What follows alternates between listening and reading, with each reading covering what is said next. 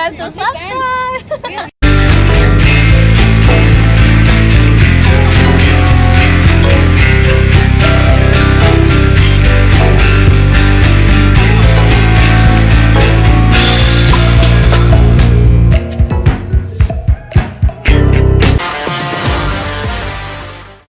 It's like, well, look, I made my money doing sales, and I decided to start making cold calls. Yeah. And they would just say, pick up the phone, smile, and dial. All right, cool. Do you think I just called one client? Yeah. I think I just was like, yeah, I made my... Dude, I had to make 500 calls in a day. Boom, boom, boom, boom, boom. Sales, I say this all the time, is a lot like dating. You got to go out, you got to hit options. Like, it's a law of large numbers, law of averages. Thank you. Every no is you're closer to a yes. Exactly. Every no is closer to a yes. Amazing. So, and what you find in sales and also in dating, the more sales calls you make, the more you deal with the rejection. It's not even a big deal. Exactly. It's my 100th call that hung out with me. And the girl that's like, yeah, I'm good. I'll just go talk to this girl. And then rolls off your back. Your vibe gets better. And then your 100%. rizz gets better as a result of... So you can go to the club. Actually, Myron talked about this. He used to talk about this back in the day. He would say... He would go to the club in Miami before he was famous or whatever. And he would talk to sometimes 40 or 50 girls in the night. Yeah. Not because he was... Obviously, he was getting probably... He could have got phone numbers and stuff. He was looking for like sort of kind of firm pretty quickly, or he was looking for girls who showed him immediate interest. If they didn't show him immediate interest, he'd be like, okay, on to the next one. 40 or 50 girls in the night. Do you know what I mean? You have to be doing that volume. Yeah, that's a lot of work. Yeah, but keep in mind, and I say this, that's the life of a guy, ladies and gentlemen. And by the way, we're going to weigh in on this. We're going to have your ladies weigh in a second. But I'll say this: keep in mind, Byron's a 6'3", in shape, good-looking, black guy, light skin, like doing his thing, has game, is smart, is intelligent, literally knows the rules of the game. Yeah. And he is still like, all right, what do I got to talk to with the numbers? So imagine the guy in the example you gave that's just average height, average income, no game, no rizz, like what's going through his head? So I think buddy, 6'9", multimillionaire, NBA player, one of my best friends. And this Where's he at? Yeah, well, this is 10 years ago.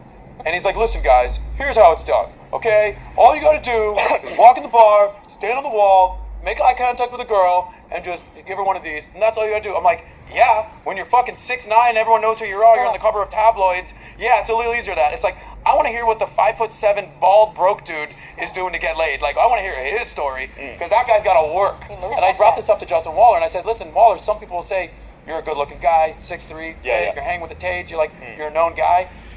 Alright, so there's a lot to unpack there. There's really 3 really important lessons from that Valuetainment Money channel.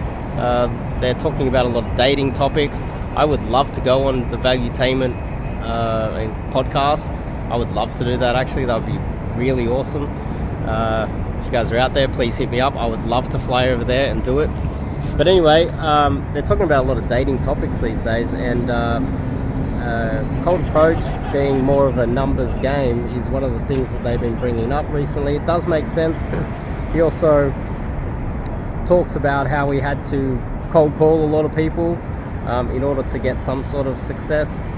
One factor that they didn't bring into the equation is that when they mentioned online dating, the online dating numbers, Tinder, Bumble, etc., they have a lower flake rate than Daygame and Cold Approach, because, well, the girls are in the apps and they know what they're in for. Also, the girls are more likely to be down for a fling, one night stand, etc. So when they give you their number through, say, Tinder, Bumble, or whatever is going to replace this app soon, hopefully they do replace these apps soon, because my understanding is that they're getting more and more expensive, and they've got a bit of a monopoly on the market, and the service that they're providing is pretty low quality.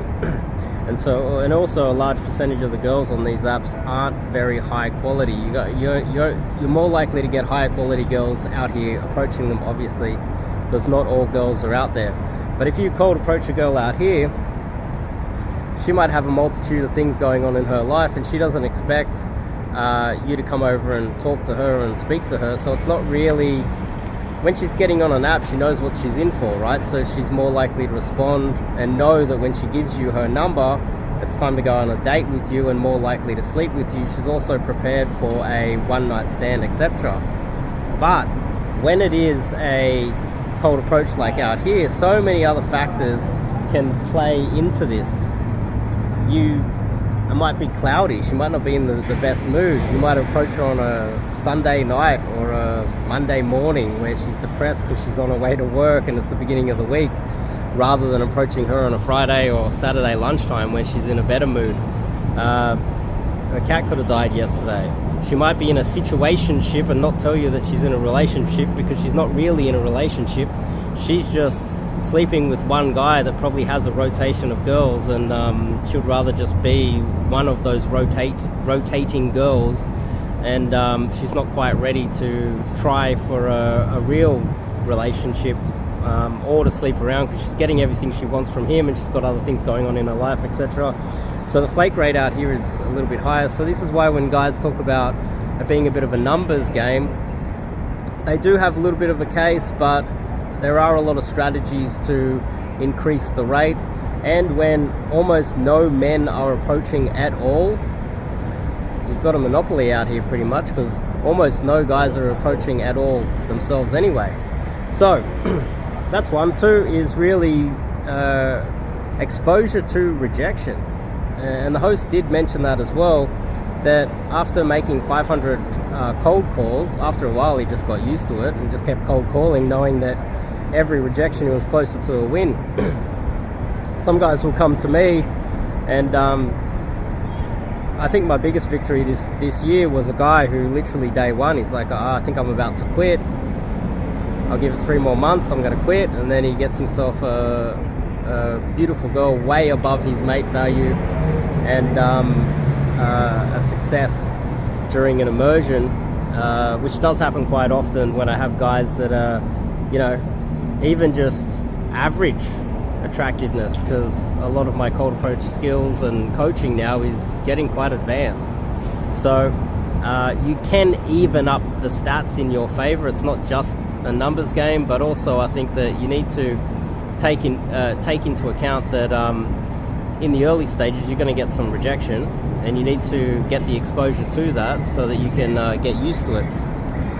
The other aspect of it is you don't want to be getting the rejection and then start becoming bitter and having that negatively affect your dating life and your cold approach life, because you're having all of these issues, carrying the baggage and getting angry, etc. So you don't want to be doing any of that, and that's another thing that I teach out here as well. 3 is that looks do matter. So they did mention that even Myron, he's 6'3", he's slim, he's now famous, and he's rich, and he's black, so he's probably got a massive cock. He ticks all of the boxes, and this guy will still go out and approach 50 girls in a nightclub. So what is a short dude that is ugly and old and poor got to do?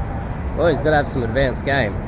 So when you think about it that way, there's also the fact that mate value plays a big part here. And this is why when I see a lot of guys going to tall, handsome, good-looking coaches, they've never had to battle it. And this is why the host of Valuetainment made a lot of sense, because it made a lot of sense to me, and a lot of guys out there aren't necessarily getting that, because I'm not getting a lot of guys that are relatively good-looking in their 20s. Most of my clients that are coming to me are white dudes in their 40s or older. So a lot of my success is probably one of the hardest demographics, or guys that are Indian, but also older Indian guys as well. But a lot of the good-looking guys, they're going to good-looking young coaches, and when you really think about it, it's like, well, what type of skill and what type of knowledge base would these young coaches be building up? They don't know what they're talking about, because they've never had to come up against the adversity of being of lower mate value, and that's not a bad thing. I think a lot of guys see that as a bad thing. I can only get coaching from a good-looking guy. Imagine the success rate a guy like myself can get you compared to a pretty boy that's never had to develop himself. Think about that. That's the difference. The difference is I can get you far better results because I've had to battle my entire life. I've had to come up with extremely advanced methods to make Daygame work, cold approach work, anything work. Hell, I would use online dating if it actually worked for a guy my age and my height. It just doesn't. I would go into the nightclubs and be rizzing up girls at 2 a.m. in the morning after a few drinks if that worked, but it doesn't at my age. Which means that any guy of lower mate value, I can help. And I can get them better results than any of the pretty boys out there, and that's just facts. That's not me just spruiking my coaching. It's a fact. And this is why when people talk about these things, they're like, oh, where's your infields? They're like, oh, show me the 10s that you've got. That's not what we're doing here, guys. You guys know pound for pound in the UFC? It's like getting Alexander Volkanovski, the pound for pound champ, the world's best fighter, who's shorter than me, fighting John Jones, the heavyweight champ. It just doesn't work that way. You have a 40-year-old guy that's shorter going up against a really good-looking tall guy. It's not exactly a fair fight, is it? It's not exactly a fair comparison, but when you guys look at infields, that's all you look at, which is wrong. The other aspect of the UFC, which is an art form as well, martial arts, pick-up art, they're exactly the same sort of thing. You have the standard way of doing it, then you have the advanced way that the elite guys do. The elite guys come up with their own advanced sort of methods. Now, the thing here is, I like the Ultimate Fighter. I'd love to have the Ultimate PUA or something along those lines. And I like the beginning of it where you'd have 2 coaches and a whole group of guys, and one coach would pick one guy and go on his team. It's like in school, and then the other coach will get to pick one guy, and then you build your team. Then those guys get coached by the coach, and we find out who gets the best results at the end of, the series or whatever. I would love to do that, and it's not exactly the same as the keys to the VIP, because it is a little bit more subjective with the keys of the VIP, because what we have is a bunch of coaches using their subjective opinions based on who has success, which does get us closer to the truth, because there were some times where there was a stripper, a good-looking guy with a six-pack and jacked, good-looking dude, who had better success in one of the challenges in the keys to the VIP, but they gave the win to the lower mate value, not as good-looking guy, because he performed better even though he got lesser results. That's where the judges came in. That's where the judges showed what they earned their money that day. With the ultimate PUA or ultimate dating coach, which might be an even better one, I would love to be able to put my methods by picking a bunch of random guys against any coach in the industry and just seeing who has better game. This is what men do. And this is why we have all these issues in the industry, because guys are like, oh, well, I've got my subjective opinion and here's a video attacking some other guy. The thing is, with sports, and the reason why men love sports so much, is that there's a referee, there's clear-cut rules, there's sideline judges, there's an audience, judging and commenting. There's a video referee just in case the referee doesn't see things. And there's probably a video referee. Yeah, there's a video referee sitting up somewhere that gets to review the footage if there's a problem. And they get closer and closer to the truth of which is the better team. Why not do that with dating coaches if there's such a disparity here and people can't choose who is the best? If Valuetainment were to put that down, I would love to be one of the coaches on there.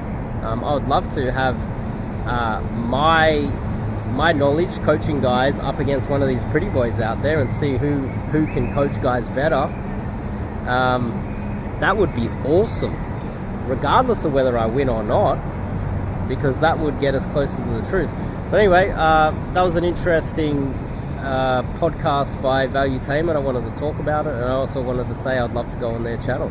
But anyway, check out the website, top link in the description. If you want to learn a little bit about myself, and you read books like David Goggins, maybe read my book, The Disabled Casanova, and see where I came from.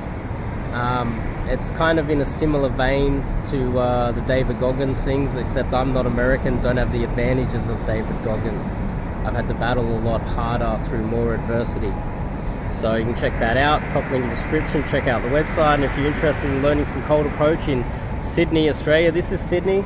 Also, I'm not a dating coach sitting in a third world country who's half my age, taller than me, better looking, with more money. I'm a dating coach in Sydney, Australia, coaching in one of the most difficult cities in the world. And if you're in Sydney, hit me up. We can work some magic. See you guys next video.